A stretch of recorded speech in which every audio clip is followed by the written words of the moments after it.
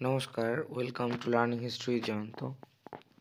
আজকের ভিডিওর বিষয় বাঁকুড়া বিশ্ববিদ্যালয়ের 5th সেমিস্টার CC11 পেপারের সাজেশন। এই পেপারের সাবজেক্ট কোডটি হচ্ছে AH/HIST/501/CC11।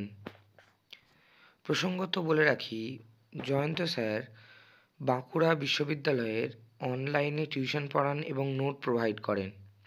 তোমরা যদি কেউ নোট নিতে শুধুমাত্র অথবা অনলাইনে টিউশন পড়তে চাও, তাহলে স্ক্রিনে দেওয়া ফোন নাম্বারটিতে হোয়াটসঅ্যাপ বা ফোন করে যোগাযোগ করতে পারো। এবার সাজেশনে যে কটি প্রশ্ন দেওয়া আছে তার মধ্যে যে প্রশ্নগুলি স্টার মার্কড সেই প্রশ্নগুলি আসলে সাজেশন এবং মোস্ট ইম্পর্ট্যান্ট কোয়েশ্চেন। তাছাড়াও যে স্টার মার্কস ছাড়া যে প্রশ্নগুলি আছে সেগুলি সেকেন্ডারি ইম্পর্ট্যান্ট কোয়েশ্চেন।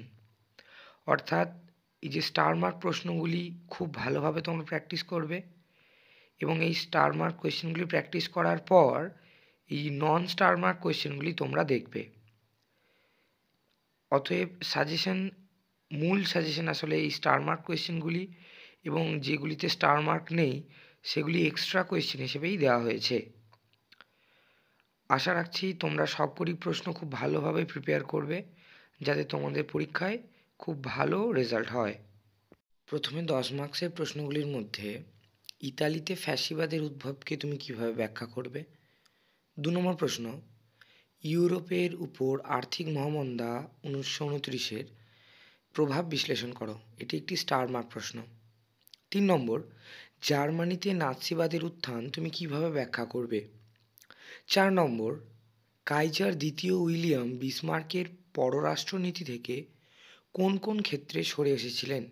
এটি স্টার মার্ক প্রশ্ন এবং এটি 5 মার্কস হিসেবেও আসতে পারে। 5 নম্বর প্রশ্ন, ভার্সাই সন্ধি কি জার্মানির উপর আরোপিত শান্তি চুক্তি ছিল। অথবা প্রশ্ন আসতে পারে, ভার্সাই সন্ধি দ্বিতীয় বিশ্বযুদ্ধের জন্য কতটা দায়ী ছিল। 6 নম্বর প্রশ্ন, দ্বিতীয় বিশ্বযুদ্ধ কি একটি পরিকল্পনা নাকি ভ্রান্তির ফল ছিল। এটি স্টার মার্ক প্রশ্ন। 7 নম্বর, আন্তর্জাতিক রাজনীতিতে ইউএনও অর্থাৎ ইউনাইটেড নেশনস অর্গানাইজেশনের গঠনের গুরুত্ব ব্যাখ্যা করো। এটি একটি স্টার মার্ক প্রশ্ন। 8 নম্বর, ঠান্ডা লড়াই কি আদর্শগত বিরোধ অথবা শক্তির প্রতিদ্বন্দ্বিতা ছিল। এটি একটি স্টার মার্ক প্রশ্ন এবং এটি 5 মার্কস হিসেবেও আসতে পারে। 5 মার্কসের প্রশ্নের মধ্যে প্রথম প্রশ্ন, 1917 সালে অক্টোবর বিপ্লবে বলশেভিকদের ভূমিকার মূল্যায়ন করো। এটি স্টার মার্ক প্রশ্ন। 2 নম্বর, 1871 সালের পর বিসমার্ক কিভাবে একটি আত্মরক্ষামূলক সন্ধি ব্যবস্থা গড়ে তুলেছিলেন।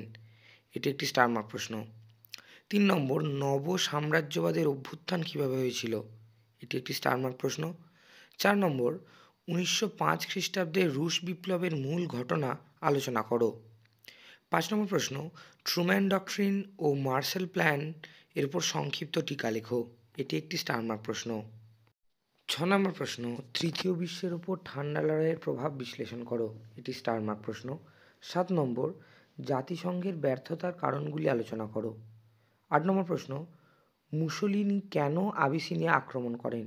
এটি একটি স্টার মার্ক প্রশ্ন। 9 নম্বর, রোম বার্লিন টোকিও ঐক্য চুক্তির প্রেক্ষাপট আলোচনা করো। 10 নম্বর প্রশ্ন, হিটলারের বৈদেশিক নীতি আলোচনা করো। 11 নম্বর প্রশ্ন, লেনিনের এনইপি নীতি সম্পর্কে আলোচনা করো।